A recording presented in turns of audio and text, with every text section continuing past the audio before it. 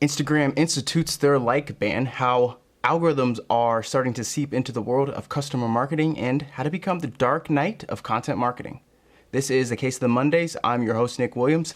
Let's get right into it. So we've got an awesome show for you today, filled with some interesting topics. And we've got this will be I'll be testing out different types of tech and how you actually see the video appear on screen. So we will actually be testing out our new Elgato system.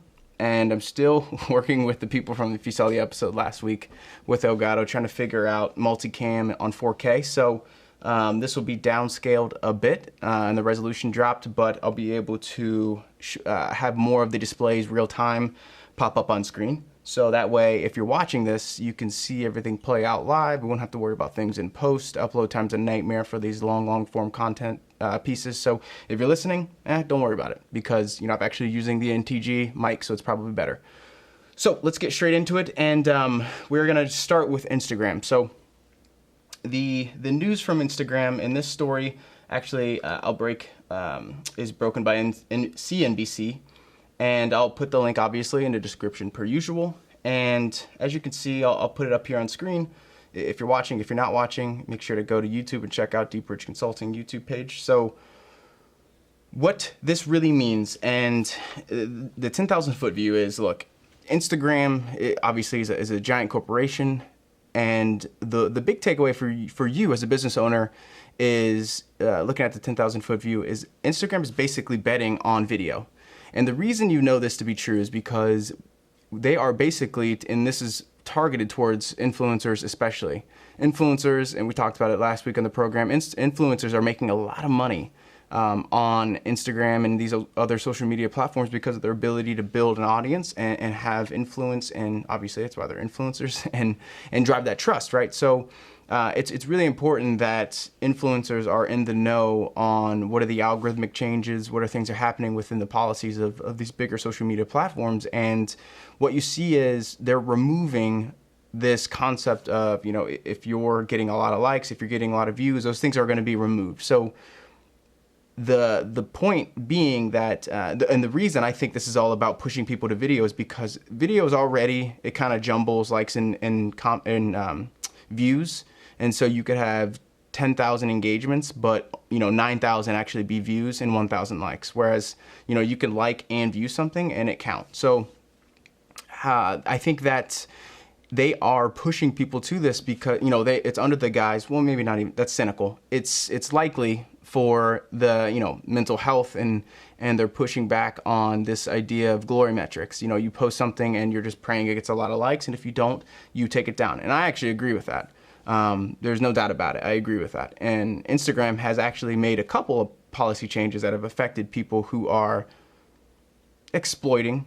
I'll put it right down the middle. I think there's other words to use, and I think there's a little bit, if you take a more of a positive approach to what people are doing, you could call it something else. But either way, I think it's exploitation of the algorithm to to go out and do like for likes and follow for follow and stuff like that. So they've actually made some big changes regarding that, and we'll get to that in a second. But this concept of removing the like, I call it the like ban, actually removing the like and instituting this like ban, it does do a lot, and it should make you rethink your content structure and strategy. And if Instagram is taking away this like factor, why I say it gets pushed to video, they're pushing videos, because if all of a sudden you post a picture and it's got 1 million likes, well, that's basically a sign to someone who's not familiar with you, and it was it had a relationship with your brand equity. Why would 1 million people like this if this person wasn't interesting or something like that? So how it was exploitation is because if you reverse engineer how to get likes, well, you don't have to be popular or it to be engaging or valuable at all. You could just find ways to boost your likes, and then everything would come with that. And they've been doing that for a while. So and you can check this, but it's affectionately known as shadow banning. If you type in, and this may be happening to you actually, if you're listening to this and you notice your engagement drop, especially in the past month, you're probably a victim of shadow banning. If you type in a very popular hashtag, so one that's always misused and used inappropriately, I don't even know if it's shadow banned actually, I should look it up, but marketing tips or something like that. if you actually, or marketing strategy, you look at marketing strategy and it's not really marketing strategy at all. People are using that because that's a pool of people who are instituting this like for like strategy. And that's just an example. But when Instagram removes this like barrier, this like factor, all of a sudden your clout as an influencer or on these social media platforms is going to come down to things like sharing.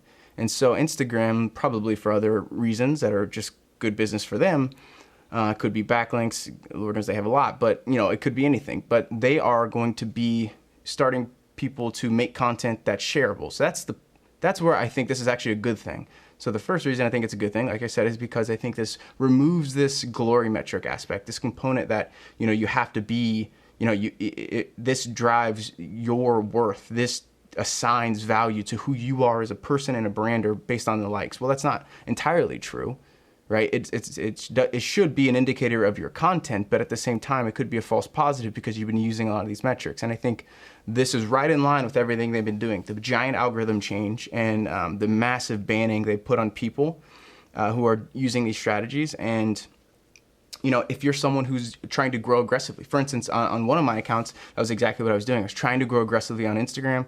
I didn't have any data to support this, but I would never buy Instagram followers because that's just a horrible move. It's not smart. And I know Instagram catches that. But if you go out there and you follow 50 people every couple of hours, you comment on a few posts and you're doing it in good faith, you still could be someone who's subjected to this because you look like a bot or something like that. You're getting good results, and I was getting really, really good results, and we're up past 5,000 followers on the DeepBridge Instagram, deep.bridge at deep.bridge Instagram account. But now we've seen a drop is because we've been getting hit with these shadow bans, and that's okay. Like, we just have to fight through that. We've you switched up the content, but what this does do is this article talks about, how does this actually, is this a harmful thing? And, kind of what I was talking about earlier, I think this affects people who were exploiting the system. So some people were out there who quit their jobs and grew these giant agencies. I hate that word, and someday I'll make some content about that, but who grew these big agencies all around making Instagram, getting you Instagram followers. And you've seen those people go out of business, and it's going to keep happening. And, you have to feel for them. But at the same time, you don't, because you're exploiting the algorithm, and Instagram switched it. And now look what's happening. You see a lot of people falling by the wayside. And that should be a testament to you. You should be making content that's focused on the number one objective is to satisfy and delight your audience, your end customer or consumer. And one of the metrics that you should be looking at is for this is the engagement factor. So, pull it. I don't think it'll pull up on the web app, but look at your shares. You go into your actual insights. If you don't have a personal business, if you have a personal Instagram, make it a business Instagram. There's really no difference at all in terms of what the risks are, and the rewards are much bigger. The business Instagram will give you a lot more of a read on your insights. So you get a much deeper look at your impressions, your shares, your reach, all those things, your website clicks. So a lot of people they still have personal Instagram accounts, and they're, you're using those glory metrics, but get a business account because, like I said, your number one objective, which is what we're getting at, is, you should be, depending on what your content is, which is the third segment of this, but you really should be looking at website clicks, calls, direction, click to direction and stuff like that, emails.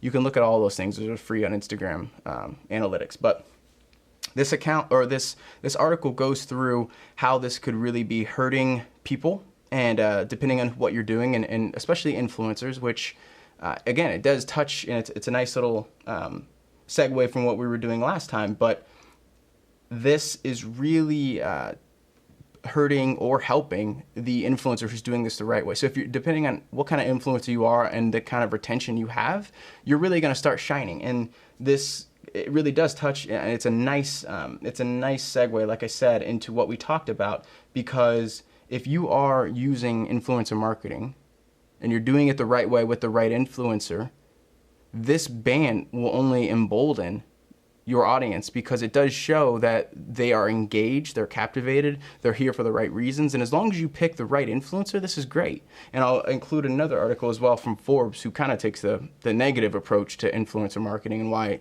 why I think Instagram putting this into place. And this Forbes article is pretty harsh on, I like to say this is all about candor, you get with me here, but, Forbes goes above and beyond in this article. So it's more of the opinion piece, but I agree with it. And I think it's a great way to actually look at this at a real level. And they talk about how influencer marketing is actually the dark side of marketing because, you could have millions of followers and sell 20 t-shirts. And, they backlink to an article, I'm sure they wrote about it, but that's not good. And people forgot that Instagram, in a lot of businesses, I see this all the time. We work with big, major businesses. If you look at the Forbes 1000, we work with some of these clients, and some of them don't care about engagement metrics. They look at the metrics that don't matter as much. And you look at your likes, you look at, how many people followed you as a result of this, but that's not at all what matters. And finally, putting this into place is really going to bring that into clarity. And, this doesn't just apply to Instagram, this should be all of your social media accounts. And again, we touch on it in the third part of this segment, but how are you actually measuring success on your Instagram? How are you measuring success? Think about it right now, because if you're just going out there and posting and you're never looking at it again, or you're just looking at likes, you're definitely not doing this right. And I think you need to consider that, because how you create and develop your content strategy and your content map, and what are your ideal actions taken, what's the journey of your ideal consumer, all these things. And I'll show you a checklist at the end of the video, so make sure to continue to listen. And at the end of the podcast, I'll read through it too. So make sure to listen all the way through, but that'll be in the third segment. But how are you actually measuring this? Because if you are pushing a product that, likes isn't converting to, website clicks, it's not converting to purchase, well then, or you don't even know your conversion, you're not doing it right. You're not posting for the right reasons, and you're just posting for no reason. And I call that naked posting. Never have a naked post. Never have something that doesn't have a reason to be out there. Because number one, you just look all over the place. But if you go to it with a plan, each thing ladders up. So even a quote unquote failure has purpose and intent. And that's the big thing I want to call out here. All of your actions should have purpose and intent. So when you look over at this article, or as you read this article, if you're listening to this, it's a CNBC article. The title of the article is Instagram tests its like ban, influencers will have to shift tactics to make money. And it's already been rolled out in Canada and Australia and a couple of other places. So I do think it's a success. I think they're going to continue to use it, and I think it's going to make its way here. And again, the article talks about pivoting to video. And, we talked about it, but as you look at your posts, as you look at your social media content and strategy, is it all contingent on how many people, do you even have a plan?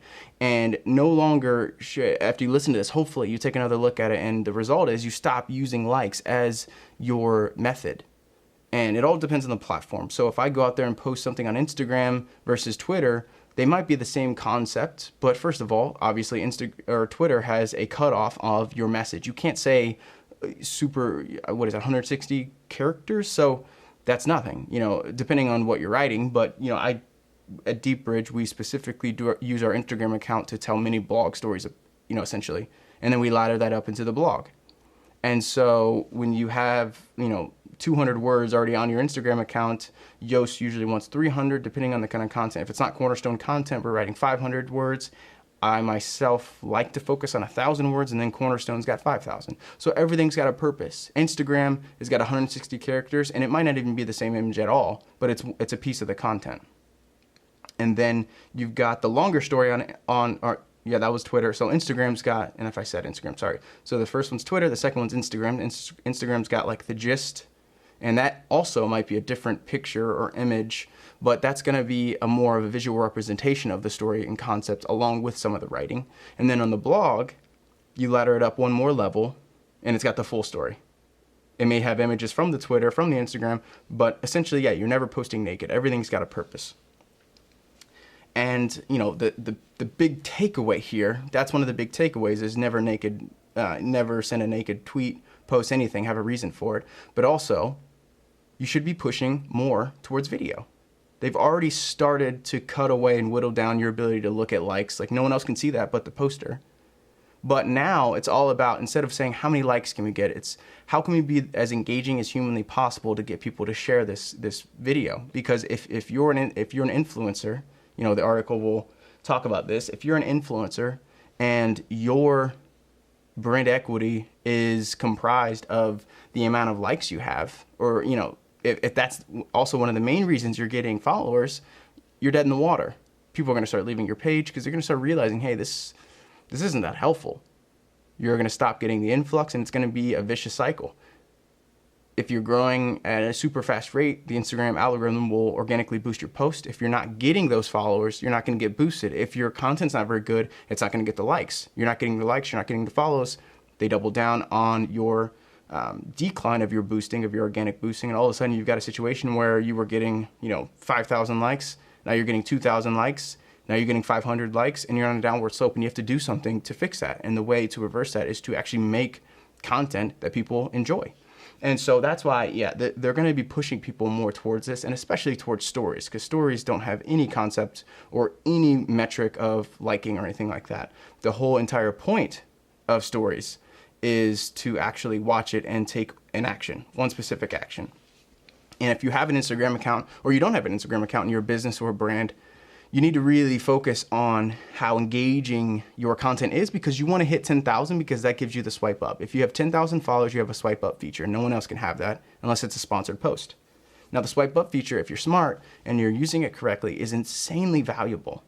And I think I think Instagram's doing this way too late, because they realize how easy it is to get, and I say that relatively, facetiously, but how easy it is really to get 10,000. You could go buy followers, and especially young people, if you're Gen Z or certain millennials, certain segments of the millennial world, they grew up on Instagram doing this. So having 10,000 followers is not hard at all. Yeah, that was kind of like in Facebook. If you look at your Facebook list, you've got thousands of followers that you don't even know or talk to. It's kind of like that. And so that is why, getting to 10,000 is so important, because then you could take specific action from each story. And so we've actually put out some content about workarounds and how to, use your story to get like a similar concept of swiping up without 10,000 followers. But if you write a blog post and you go to your stories and you write a really nice caption or image and you say swipe up to read the full blog, the redirect URL will take them directly to the blog. So now, if you look at your clicks, if you look at your click-throughs, your ranking for that blog, everything goes up dramatically. And getting to 10,000 is so incredibly important. And it's a push that we're going to, especially after doing this podcast, I'm actually going to push really hard to get to 10,000. But, with it's easy to say you get busy and stuff like that and you put it on the back burner, but it's not acceptable. So that is the real takeaway here is, focus on your story, focus on your shorter content. If Instagram and Facebook and these big platforms are doing it, there's a reason for that. Now, it's probably going to help their business. You could say, well, yeah, for X, Y, and Z, for thousands of other reasons. But let's just at least, can we agree that it is a positive thing? They're doing it for a reason. Now, the fact that it helps them is fine, but they are doing it for a reason. So they're not crazy. So as you look at this article, read all the way through it. See what you think. And in the comment section below, as you see this and you click on the link, give me your opinion. Is video something you're doing? Is it not something you're doing? And I think we've already gotten a few requests as to how we do the setup. I don't know how this is going to turn out, even looking over at the if you're listening, the listening quality is great. But if you're watching, one thing we're working on is how do we actually show this. But once we get the 4K figured out, it'll look great. But a lot of people talk about, well, Nick, I don't do video because it's too hard to set up. Well, with a couple pieces of hardware, you don't need to be insanely, you don't need to be a wizard with tech to set this up. But, with a couple pieces of hardware, it's really simple. All I do is plug it in, and, you don't really need the best quality in the world, but it's obviously something that's important to us. So we'll go through and we'll show our setup. It's really simple. It's really easy. And for these screen shares, and I don't do anything in post anymore. I don't have to because of this. So I can show you this stuff on screen and move on. So are you doing video? What's stopping you? And like I said, we'll have some resources to help. We'll give some, what cameras do we use? What cameras are user friendly? But we want to empower you to really, I want to make sure that you can do everything you can to grow in a world that's changing constantly. We want to help you stay ahead of the curve. That's what this podcast is for. Stay ahead of the curve. beat people to it. Don't be a product of change. Don't try to let change happen to you. Take some initiative and be before the change. You'll be on the cutting edge. So get in front of this. Make videos. It doesn't matter. You have to, it doesn't matter if you're getting a lot of engagement. I don't really care how many likes or views this podcast gets. I'm not doing it for that. I'm doing it to give the right people the right message at the right time. That's all I care about. So get in front of it and make sure you're doing these things to reach the people, because if you ignore it just because you don't like it, doesn't mean your consumer is doing the same thing. If you don't have a podcast, it's very simple to make a podcast. Incredibly simple. I set this up as an offhanded joke 3 weeks ago. Someone said, wow, that was really, really good. You should do that. Okay, great. And by the end of a month, we could have 1,000 downloads. I'd like more. We could have 100,000. We could have 100, period. So it doesn't really matter. Get in front of it. Don't let your insecurity stop you from delivering what your audience actually needs. It's not about you. It's about them. So let's hop over to the second message, the second part of this segment, which is we're going to talk about the algorithms and customer analytics. So I'm just making a note here. So this was an awesome article and a really interesting one, and I'll pull it up now. Let's see. So the article is actually from Search Customer Experience. Yeah, okay. So the article is actually from Search Customer Experience, which very odd name for an article or a website, but it's a great article. And the title of it, if you're listening, is Consumer Behavior Analytics Makes the Unpredictable Predictable. Now, this one was right up my alley because my first job, I actually worked at Nielsen. And my first job out of school was working on the predictive algorithms team. And I had essentially my exclusive client was Yahoo. And, obviously that's proprietary to them and how they actually write the code. But what I essentially did was I would take their user base and I would start to analyze what makes a customer buy something, and then predict what is going to make a good customer based on shopper analytics. So Nielsen Catalina is 50% owned by Catalina and Nielsen, and if you have Catalina shopper data, you can use that information to back into what the consumers are actually going to purchase. So this article goes through and says, how basically people are using AI, artificial intelligence, and these algorithms and customer analytics to figure out what a consumer is going to do. And this is now. The future of that is in the present. And and that doesn't mean, and I wanted to talk about this because predictive analytics sounds really cool, right? And before I was, if I was ever looking for a job, before I worked at Procter & Gamble when I was looking for a new job, and now that I'm here, I'm obviously not going to need a new job, but that was one of the main things I talked about. That was one of the main things I said. I made sure to talk about that, predictive analytics, working on SaaS and coding, and just the fact of an algorithm sounds really cool, but an algorithm is a very basic concept. You input something, you get out something. That's all an algorithm really is. And so as you look at your predictive algorithms, all you're doing is saying, here's the input, here's what I think makes my customer. The output is, this is my customer. So it's going to take something you say, and it's going to essentially guess the end result. And so an easy way to do this is if you think about it, just thinking about it on the fly.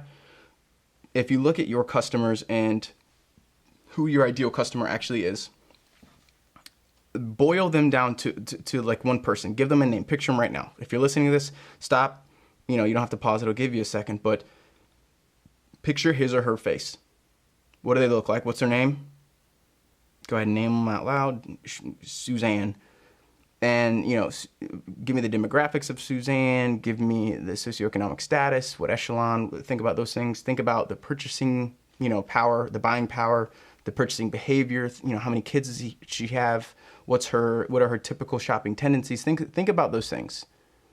And then you look at insert whatever your brand, whatever your service is. What makes a really good buyer? Who's your ideal buyer, first of all, and why? You're not going to go after 18-year-olds if you're if you're selling, if you're actually doing content marketing services, or you're, a local brewery, who's your ideal customer? A 25-year-old female who's, $30,000 in debt, who likes to go out with their friends 3 times a week, XYZ. So think about those things. And then try to say, okay, well, what makes this person buy more or just be a customer? So they're not yet a customer. That could be one side of the algorithm. Or they're a customer and you want to increase the lifetime value. You want to increase basket size. You want to increase spending limits. So what makes them insert, what we just said? What makes them buy more? What makes them become a customer? What makes their retention higher? And you try to bake in these simple data points that successfully and positively lead to the desired outcome. So for instance, if you are a brewery and you're saying, okay, well, how do I get people to spend more? Let's say you're beyond you have enough customers, but the problem is they only come to go out. And now all of a sudden, if you get someone who's busy, or if there's an economic downturn, you're not going to get them anymore. So how do you get someone to spend more? And that's essentially the algorithm. Okay, well, it's, these people, what do they actually like about my brewery? What makes them spend money in the first place, period? And then what will make them spend more? Is it the taste? Is it the value they have? Is the experience you offer? And then you would enhance those things. You would add new things and layer on new things that, heighten that experience, that give, that something accompanies that value. Can you have some sort of frequent brewer card or something like that? Can you give them anyone who signs up for an account and pays $10 monthly gets to come in one day a month and help us brew? Depending on who you are. In Cincinnati, we have a huge microbrewery scene. If you're a brewery and you're out there trying to grow your business, well, you could say, look, our customers are actually really engaged people who care about beer. They're not just casual people who like to go out. That's a really smart delineation of your customers and being able to understand them correctly. And the predictive analytics, what the algorithm would look like, is say, well, let's improve the experience, because that's what we really got to do. We can't make beer cheaper. That's not really an option. And you don't want to price war. You don't want to commoditize your business. So let's make the experience better as a whole. And that's what you would end up doing. And so that is more of the convoluted way but I want to give you a real live example. And if you're a brand out there going, I don't know, I'm not sure how to use this, just, give me a shout. Nick Williams at DeepBridgeConsulting.com. We can talk about it. But this article goes on to talk about people like Netflix who have been doing this right under our nose for the longest time. And so they've got a really good graphic on here, but, basically you input information into this machine and it outputs information that matters to your customer, that increases your conversion, retention, XYZ. So another simple way to look about this is, if you have a website and you have blogs, at the end of your blog, what do? Do you ask them to read more? Do you do nothing at all? One of the quote unquote analytics or an algorithm to this would be, are you suggesting other blogs? That's if you're not doing that, it's a big miss, because one of the most important things to Google is time on page. So if you give someone, because it would change based on the blog they're reading. So technically that's an algorithm. You have an input, content, and you have an output that adjusts and shifts based on the input. So if they go to a blog about SEO, you should not give them a blog about market research right after. You should give them another blog similar to SEO. And on top of that, it should be leading them further down the path to purchase. It shouldn't just be another random article.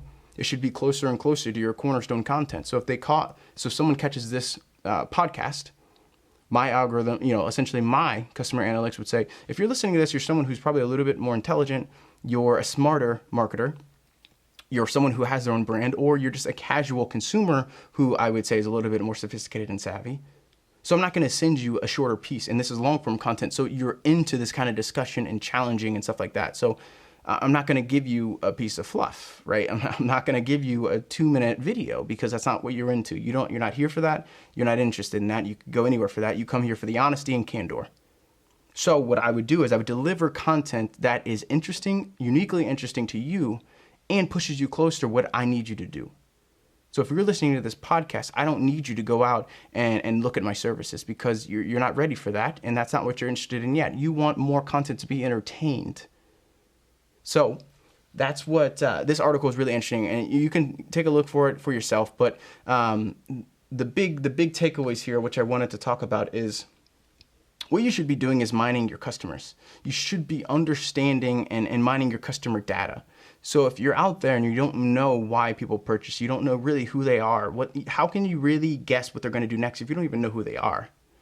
And one of the big things that, we say around DeepBridge, it's one of our big mottos is, and I'll pull it up here, is this is a quote from the audience, but it's segmenting consumers into precise subgroups for optimum targeting is key in applying AI to sales and marketing efforts. So layman's terms, which is the mantra we say around here, is the better you know, the more you grow. That's a simple way to put it. The better you know, the more you grow. The better you know your audience, your customers, your consumers, the better you know that ideal buyer more, the better and deeper you can go in the analytics, the easier it is to persuade and convince, because at the end of the day, they're not seeing that as you convincing them. They're seeing that as you giving them what they need. And if you do it right, people will literally contact you and say, how did you know? How did you know?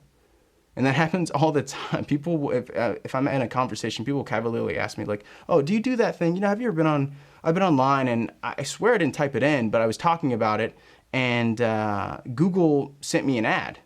So, that's essentially what we're talking about is the better you can understand your audience, the more you'll look like a fortune teller. And that's the end all goal. So, okay, let's get into this deeper. So some of the other concepts they talk about, and my dog is snoring. Evie. So I'm trying to get her to wake up if you couldn't tell. Sorry. Relax, just don't snore. But, okay, so one of the other concepts they talk about is, let's see here. I got the article pulled up. Again, it's search customer experience. This looks like tech target. So defining your consumer behavior is another concept they talk about. So yeah, so what really is it that, number one, who's your ideal customer? And number two, what does that customer, what are the biggest barriers that person runs into? And essentially number three, what leads them further to purchase? So essentially, how do you lead them down the path? And the equation of that is, who are they? What stops them? And what do you need them to do? And as you think about, what makes consumer behavior relevant and a germane topic to you and your business, that applies to anyone. Unless you're giving everything away for free and making profit, you need to understand who they are, what's in their way, and how do you get that out of their way. And there's going to be 1,000 barriers. Think about the most important ones and think about the ones that are most actionable. So you're not going to always attack the biggest barrier. You're going to attack the barrier that's sometimes most convenient, but the biggest problem, the number one problem, and this is what, the actionability I want to give you out of this podcast, out of this video podcast is instead, and that's kind of the issue I see people taking is they go, oh, well, they say this big giant problem they have. And it's like, well, that's not the way to attack this problem. You're going out there and they're engaging and consuming your content, and then you're expecting them, your ideal, quote unquote, your ideal action is to buy. Well, that's ideal for you, but that's not ideal for them. So your ideal client taking the ideal action based on their preferences. So you have to remember, I'll tell you a secret, the consumer doesn't give a shit about you or your brand. They don't. I'm sorry, but they don't. And you have to understand that. They are in it for them, and they should be. It's their money and time and energy and effort. They should be. Your job, and you're in this racket to keep your doors open because they keep it open, your job is to make them happy. That doesn't mean go out there and make every consumer happy. I certainly, of all people, I'm telling you flat out, I turn down business I don't care how big it is. If I don't want to work with you, I'm not going to do it. It's not worth it to me. I don't have thousands of people working for DeepBridge. We have a dozen people, and we can't take certain clients, and we don't want to. I don't care if a client offers me $100,000. I'm not going to do it if that's a client that I know is going to be a headache. There's going to be scope creep. There's a lot of legal. We've got to, we've actually got to call our legal team like that. We've had customers like that where, everyone's got to have a certain type of insurance, and everyone's got to have the intellectual insurance, which is literally insurance out there that's, which I have to have, of course, but there's insurance out there that I have to equip our consultants with who are out there, because if we're wrong, we get sued. And it makes sense, but it is a hassle, it's a pain. We have to get legal involved. So write up these contracts, so there's no holes, and look at profit shares. It's just a pain. So you've really got to understand who's your ideal customer and make them happy, and line that up with what you do best.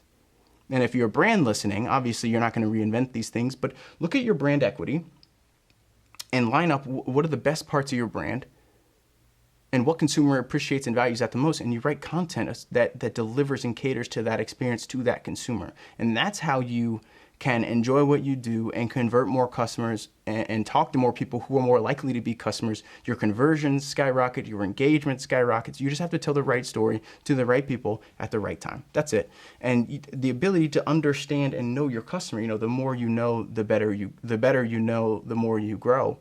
The more you take that serious, the easier that journey becomes.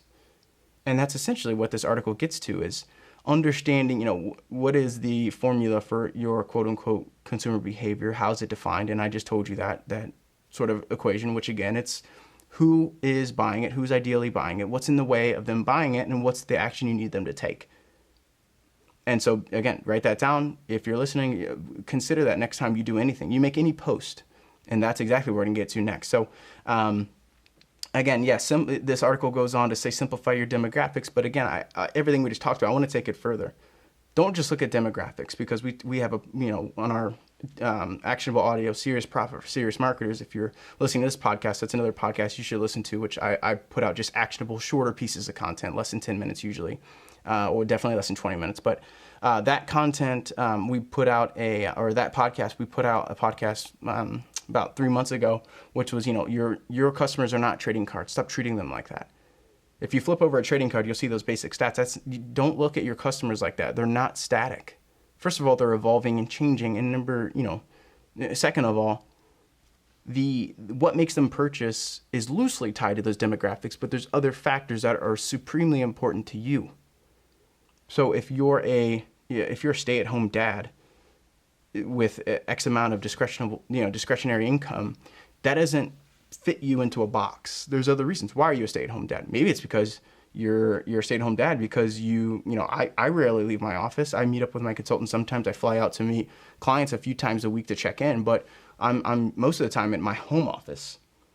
And I'm at my home office right now. I do all these podcasts from my home office. So technically, I'm a stay-at-home dog dad to this beast over here. But, what really is it that makes that person who they are and what makes them purchase? So simplifying your demographics is one way to put it, but go a step further. What in terms of the purchasing power of that person, look at the whole portfolio of your client, of your customer, of your ideal customer. Where do they go to school? Where do they lean in terms of their political agenda sometimes? So a lot of these things, they do start to matter. Some of them matter less than others. Like that last one doesn't really matter depending on what you're selling. But things like how do they actually feel about splurging? How do they feel about buying things just for them? If you're a hair salon, if you're someone selling coffee, like I said, a microbrewer, some consumers consider some of that discretionary. They consider that, maybe that's a nice to have, but you really need to boil down what's a nice to have versus a need to have. What's something that's, that feels like a present or like a little dessert to them versus what is their dinner? What's the meaty part of why they need what you have? Like, you need to understand how they're basically forming those different alliances. How are they saying, look, I need this, I want this product, or I would like to have that product. If you understood that, you have to break that down and whittle that out, because if you don't, you're selling to people who are considering this a luxury versus, and that's a different story. If you had a consumer who considered your product a luxury, wouldn't you sell to them different as if it was someone that's, oh gosh, I need that. And that is exactly how I delineate and I look at I break down my customers. I don't work with people who don't understand really consumer behavior, or I don't like breaking down value propositions, not because I don't want to, it's because I know there's too much intellectual effort that's going to go into training and teaching this client before they become a customer. And the actionable advice, like something I do that you can do too, is That's a true statement. That doesn't mean I throw them away, right? That doesn't mean I just don't do anything. But I create content that will qualify them. So if I make a cornerstone piece of content and you're a consumer who doesn't really understand what I'm doing, and you read that content and you're not bought in, you don't understand still, I'm definitely not going to work with you, because then you are out. But if you're someone who goes, oh, now I get it, then my next piece of content will funnel you into something that you need to see. That'll get you closer to my version of the ideal client. And so every stage of my content has purpose in it. Like I said, which is the whole reason for this specific segment, which we'll go into the second one. But every single thing I do has a purpose and a reason. And I'll give you another real-time example. So this is something we're doing with a client right now. And I'll talk you through it if you're not watching. But one of my clients, so I use this microblading client a lot because microblading is so difficult. It's a nightmare for any consultant. And if you're a consultant listening, don't take a microblader. Microblader is semi-permanent makeup that would be focusing on people who want a more bold brow or eyebrow, or there's someone who've never had thick eyebrows and they want to work on that. And it's people like Bella Thorne made this really popular, and it's hair like strokes that last for about 9 months. It's a very, very conservative form of a quote unquote tattoo. It does cut the skin and apply a little ink, but it totally fades and it doesn't scar. So I took it because I had this client for over 2 years, and it's $1 million business now, but it started with $30,000. So it was very difficult. But it was a challenge because you have to if you don't understand your consumer in that racket, you might as well walk away, because that's so emotional. It's such an emotional purchase that applying some simple consumer behavior tactics that made a big difference. But then going really deep with it, that's really where this client saw all the change in the world. So if you look at the screen, and again, I'll talk you through it if you're listening, the one thing that one of my favorite offerings is to talk through, or the course we just made is for email marketing, and not just email marketing, simple email marketing. We're talking segmented, sophisticated email marketing, in that, your customer is seeing a specific message, and in that email, there's different links. And I call them, they're in this platform ConvertKit, they're called link triggers, and it's something I'm huge on. And I'll show you why. Because if I input, and this client, like I said, these are basically the automated email that go out, and it tells a specific story. And there's different storylines and different story arcs. So, for instance, if a client, if we deliver some form of a Google ad, in the Google ad, I will track the click. If they click the ad from Google, and again, this is tying all into what we just talked about customer analytics and behavior and understanding and predicting. It's really easy if you have the right input. So if they click the ad and they go to a landing page, and the landing page is all about some new product. Let's just say it's all about microblading. They don't actually purchase, and I can see that, but they click the ad. So that means they're interested. So now I have their information. I have their, they read the blog, and then I'll have a form. But they didn't purchase, mind you. But I have a form at the bottom that says, look, if you're interested in more information, just, put your email. I don't even ask for a first name.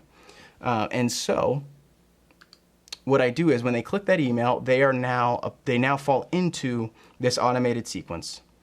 And this sequence is connected to a form. So if you're looking on screen, if I go to this form, there's a form associated with this email sequence. And this email sequence tells a specific story. So right now, we had more before, but right now there's only 2 emails in this sequence. So this is my general opt-in sequence. And I've titled it like above the fold opt-in, or below the blog opt-in. And what I did was I basically just told a story, and it started out at 3 to 5 emails, and there's different calls to action, but I'm using storytelling to captivate that audience all throughout each email. In this first email, it goes out immediately. The next one goes out 5 days, excluding Sunday, Friday, Saturday, and Sunday. And in this email, I've got different links. So if you're looking on screen, keep following. And if you're listening, what I'm doing is going through the actual email itself. And then, as you can see, there's a hyperlink, and instead of it just being a normal hyperlink and I click it, it opens a link trigger dialog box. And this link trigger dialog box, again, if you're listening, it has the URL, it has the text, it's got the, make sure it's showing up there. So it's got the open link here, and I can tag subscribers. So what I can do is if you click this link, I can put a tag in here. And I'm just gonna go ahead and click insert tag, and I'm gonna type something so you can see how many tags I have for this one client. Now, mind you, this is for the one client. So I've got, what I did was I input like a letter, and then it gives me different options of ones I've had in the past. Obviously, I'd input something new, or I could click, a link trigger I already have. But the link trigger says, okay, anyone who clicks this link in this initial email, I'm tagging them as link clickers in initial email. And that matters because if I go to create some automation, I can then say, okay, in this automation, I want people who click link, the initial email link in the initial email. And then I also want people who click the Google ad but didn't buy. And I also want people who watch the Facebook video and then asked a question. And then I can get all these people, and then I can filter them all down into this email sequence, which is all about storytelling. So you see what I mean? You can now if someone's not interested, let's say someone went to buy, they actually went to the checkout page, but they didn't finish. And then they actually also called me or called my client or emailed the client too. That person's closer, their purchase intent is significantly higher. I'm not gonna tell them stories. I've already got them all the way down the funnel. I'm not gonna waste that. So I set up a new email sequence. So like again, you're looking on screen, I'm looking at one email sequence. I can have infinity email sequences, all filtering in different types of people with different link triggers. So people who are closer to a purchase can actually go to that email sequence versus another email sequence versus another email. So I have all these things laid out based on what are my typical paths to purchase, coupled with who are these ideal customers and what, why they got here, what made them unique to this specific funnel. And anyone who lands in that funnel, statistically, is significantly higher to make the purchase or take the action I need them to take. Someone who's just kind of interested, I'm not going to ask to purchase because that's going to be very low. And in fact, it's going to have a negative taste in their mouth because it feels like I'm selling to them. And you'd never want that. You want to feel like you're walking someone down the path. And so that is, that's just a real-time example. And like I said, if you're listening or watching, I want to make sure to give you real stuff when I walk through this. But this article is great for that because this article talks about a lot of these things we just said, but also, beyond just like they talk about simplifying demographics. It's not just, don't treat them like a baseball card. Take their demographics and apply them a little bit more vigorously and build it out. What really makes their customer profile and what makes them tick and what is their ideal to them? What do they call their ideal path to purchase? Someone who wants a lot of information is different than someone who just is like, all right, just get it over with. And then how do you ease that transition to make them feel like they're co-creating an experience versus you selling to them blandly? So that's that article, and I wanted to walk you through that real-time example. And I actually had I'll bring up an example. I had a quick little exchange on HubSpot. I saw their post on Instagram, which is great. If you don't follow HubSpot, it doesn't matter who you are, really. If you're a business brand, a B2B, B2C, or just someone who's a consumer and you're listening to this because you're interested, go follow HubSpot. Super fascinating, awesome company, makes really good visuals, and it's something that, I strive. I do most of the design here at DeepBridge too still because it's fun, but I strive to get the concepts out in an eloquent way like them. So I would push their stuff 10 out of 10. Go check out HubSpot. Technically, they're a competitor, but I believe in them so much and what they're doing and how much they help people. I think you should go follow them. So they posted something, and I've got it on screen, the tweet or the Instagram post, but it says, remember when this was exciting? And they've got you have mail, the little mailbox. And that's true. There was a time when having mail was awesome, and even, emails. But now, and it used to be too, when you got mail sent to your house, it's like, oh, what could this be? But now it's like, there's so many banks and, different, depending on where you are, there's just so much spam that I dread going to the mailbox. I actually go once every few days. I hate it, but everything's paperless. But I left a pretty lengthy response, basically talking about how, like, look, it's not even about, or what really drove people to not be as excited. It's people who are, technology is improving so much that anyone can essentially do for this, for the sake of this post, email marketing. And that ruins anyone who gets an email from a brand or business that they're not totally, sure on. But why I actually think that's a good thing is because it illuminates anyone who's actually good at it. It makes you look like a rock star.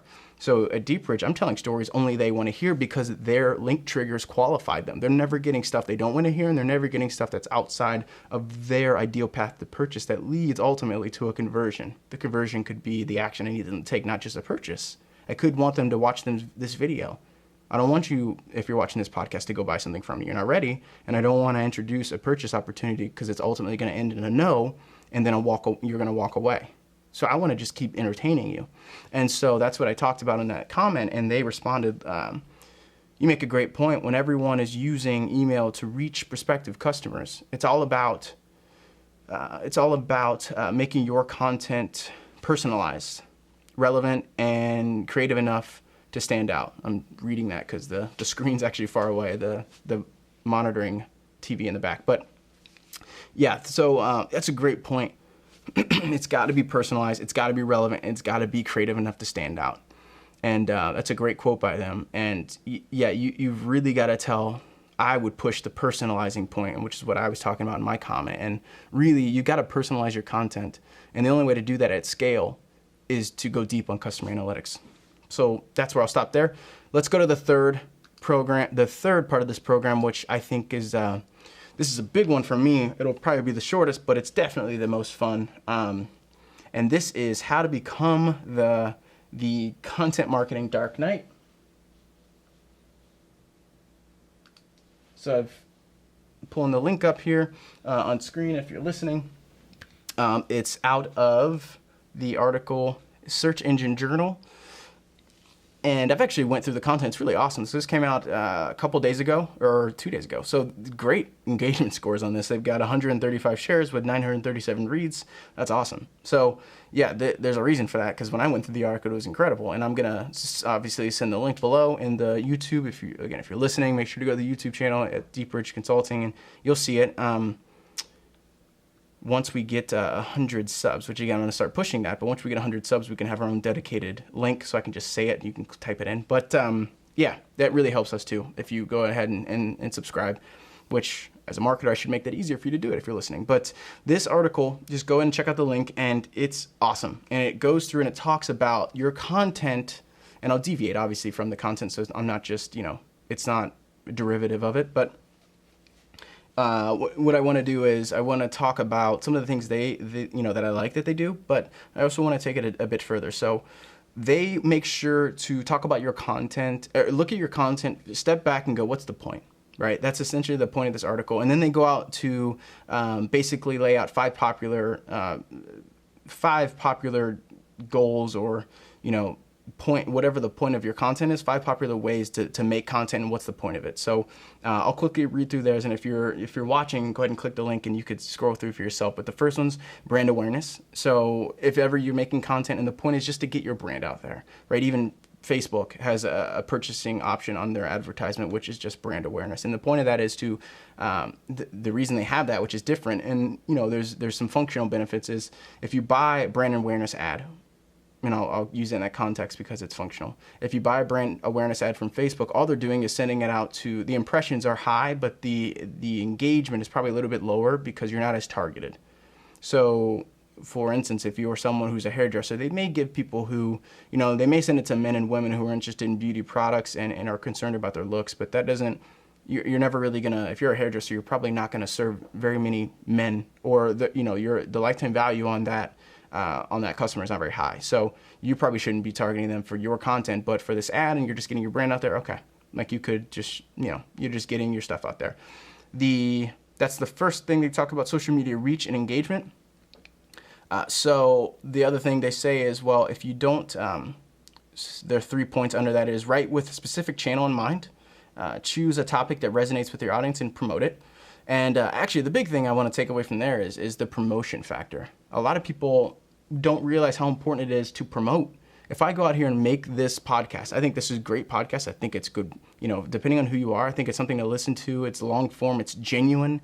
It's not for just sitting and catching, if you need 3 minutes, but it's for if you want a longer conversation with a deeper look and real actionable things. I can't give you actionable stuff in 8 minutes, but I can in 45 to an hour.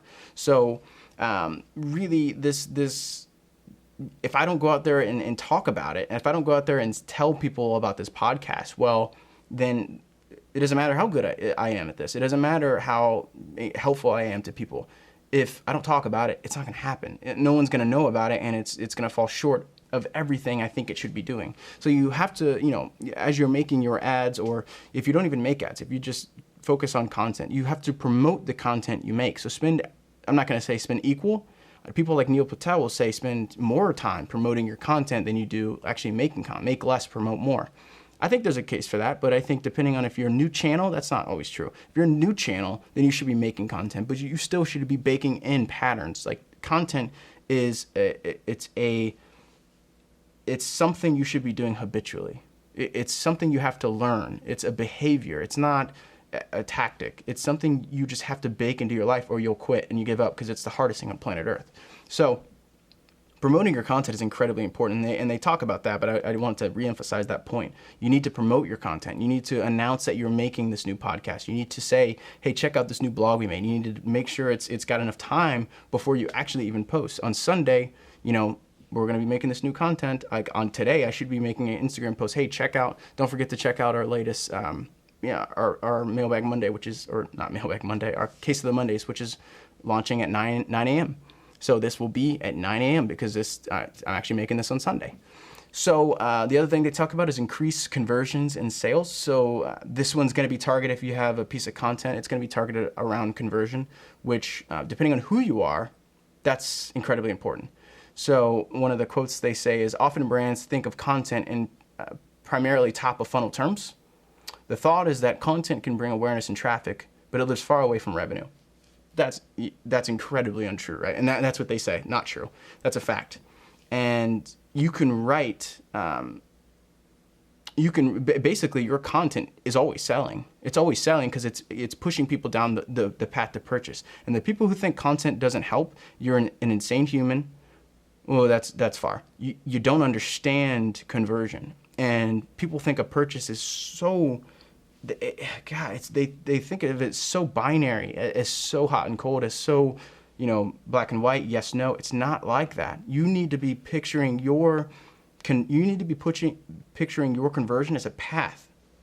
Anyone who hears content, they're usually a type of person who, they are somewhere on that path, and it takes 5 to 7 engagements to actually make a purchase. That's a lot of research shows that, and that's the rough rule.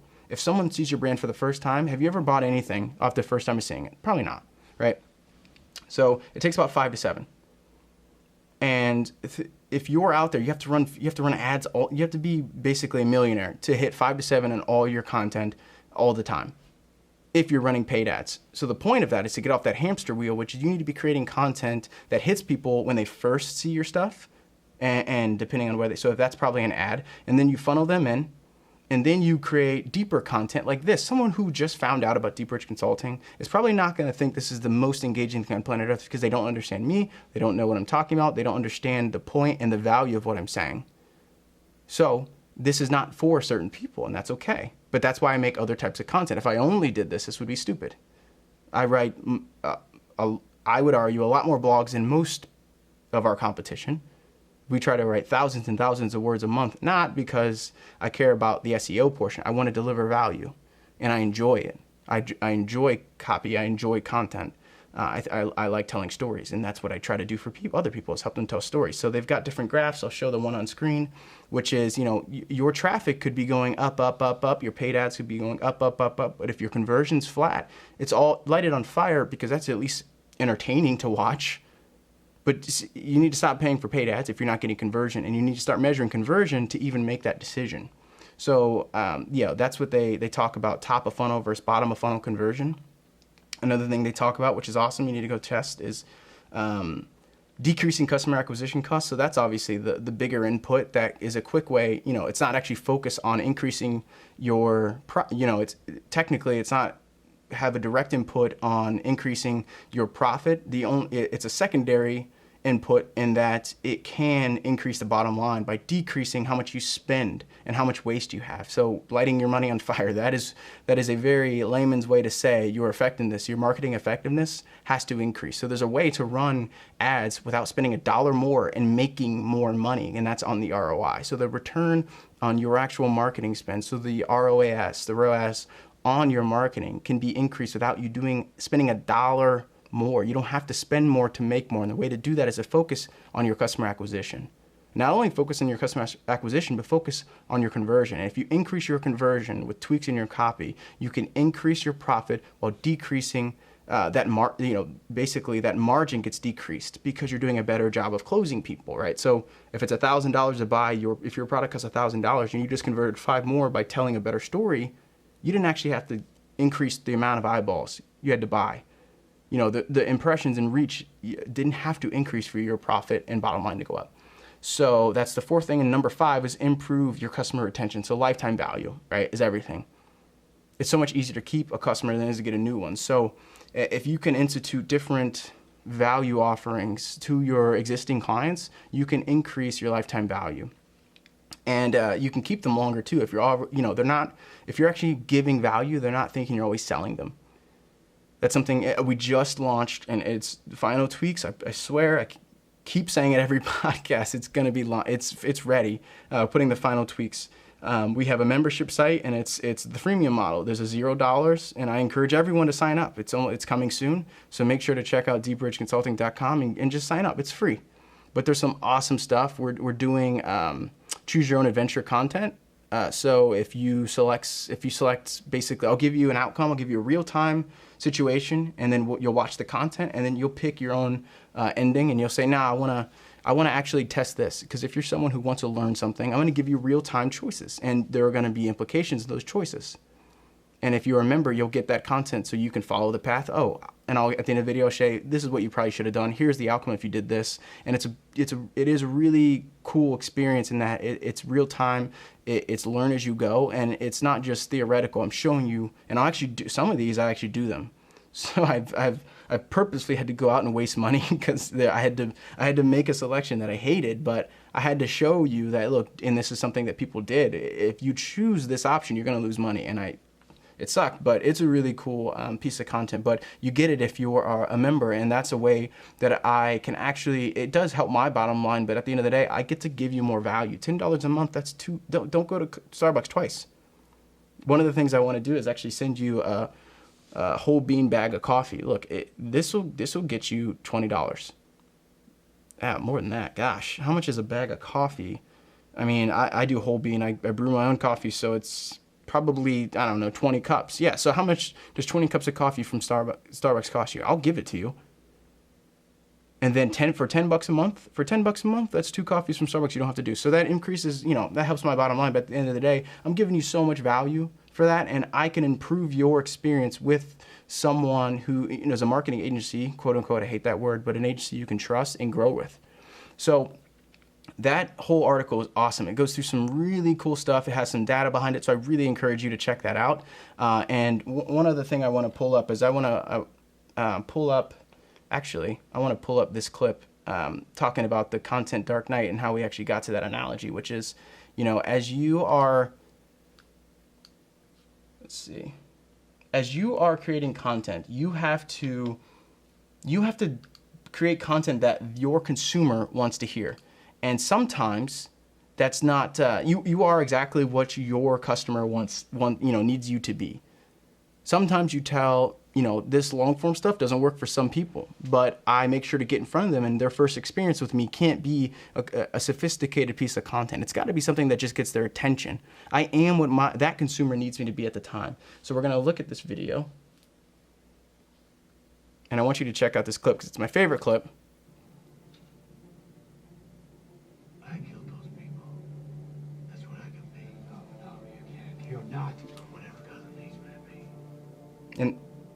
And so that's the line that I really like. So I'll turn it up in case, obviously I don't have the audio monitoring on, but I'll play it one more time with a little bit louder. No, you can't. You're not whatever God leads me to be.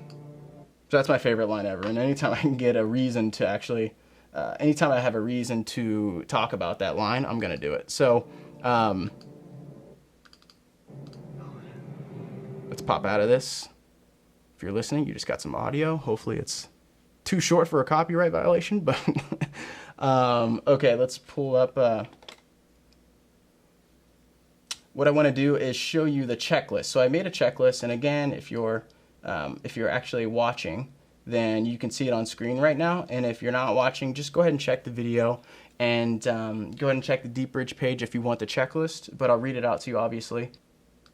Okay, so the checklist, it goes like this. So you've got, before you press publish, what are 4 questions you can ask yourself about your content? Question number 1 is, what is the purpose? So what is the purpose of your content? What do you need someone to do from this? And basically in tandem with that question is, who is the ideal customer for this piece of content? So who's the customer, and what is the purpose of this? Are you trying to get are you trying to grow your brand awareness? Are you trying to increase your conversion? Are you trying to launch something? What is the purpose of this? And if you don't have a purpose, don't post the content, because if you're posting just to post, it's not going to help you on the rankings, and it's certainly not going to help your customer experience. Who's the ideal customer? So those can really go at the same time. What is the ideal customer's main barrier? So what's based on the purpose and the objective of this content, and with the consideration of who your actual ideal customer is, what is the biggest problem in the way of them doing, which is number 4, of getting them to do what you need them to do. So number 4 is, what is the desired action to be taken? And so with that in mind, you need to be considering, okay, who is the right customer for this? What is the main purpose that I need them to do? What is the thing that gets in the way of my ideal customer from getting them to ideally get them to do what I need them to do? And just have a gut check on what that action looks like based on that objective. So if the objective is to launch a product, what's the corresponding and proper action that should be taken from launching a product? If you're launching a product, maybe getting them to purchase is not right, and you have to understand that, and I cannot emphasize that enough.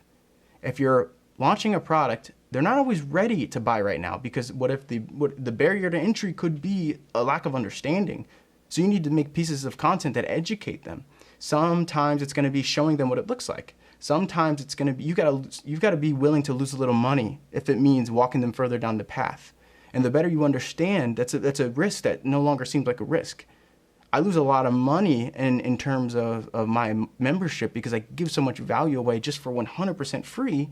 But signing up for my membership, it essentially teaches my audience, so look, you need to go to the website because that's where all my good content is. I can't, it's hard for me to make all this content all the time and put them on all these platforms for free and then never keep my, the engaged audience, to keep them around and be able to talk to them. I need to talk to them. I want to understand what sort of stuff they want to see. I want to understand how I can help them better. And so I need to understand what is my desired action from launching my membership site. I don't care to get you on my books for consulting. I don't want you. I don't want you yet. You don't understand what you need. You don't know what I have. I don't know if you're a good fit. It's 2 ways, right? I'm out to help. I'm not out to make money off this. That's the point. DeepBridge as a whole is not designed to, and people will roll their eyes. I frankly don't give a shit if you're rolling your eyes, because the point of a company should never be to quote unquote make money. At the end of the day, you're going to make money, but it's the thing, what it's tied to is value. You don't deserve profit if you're not giving a lick of value. So focusing on money doesn't help. Focusing on value is the thing that leads to your bottom line. And so you have to know what is the ideal action, who's the ideal customer, what is the main barrier, and what's the whole objective. And if you ask yourself those 4 questions before you click publish on anything, you'll be in a really good spot. So go to the YouTube page and download it. Like I said, this membership site will be launching soon. Obviously, it's the freemium model, so all this stuff will be free. But I put a lot more stuff in there, the content upgrades. You can download stuff like this. But like I said, for now, just go to the YouTube page. It'll be in the link. I'll let you download it and check it out and screenshot it. That's fine. Do everything you got to do. But ask yourself those 4 questions, and I promise you your content will turn out better. So that's the end of this. And I'm going to keep pushing these out. I'm going to keep having these kind of conversations with you. I'll timestamp it in the description box so you can hop around, but I just want to provide you value. And in the content section or in the comment section below, if you want, send me stuff. First of all, I want to say that throughout the week, each week we update it with, usually, if you haven't noticed, about 3 news stories, and then I go out on different, tangents based on actionability that you can apply to your business. But if you send me cool stuff, I take 2 of these were actually from current members who are beta members who are helping me figure out the site. So I actually pay them to destroy and to be as mean as possible. But feedback's important. So if you are someone who wants this, first of all, if you want to get involved in that, leave a comment and I'll send you a login, because the more people, the better, that can edit this site and help give the best experience. And honestly, I want to be the best marketing platform on planet Earth.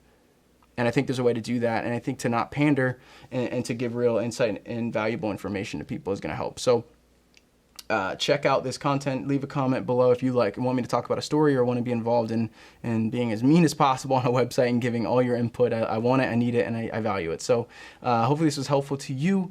And we will see you next Monday for a case of the Mondays. Hopefully you guys found some value in this, and it's a good way to start a Monday. Let's go get this week, guys. Thanks.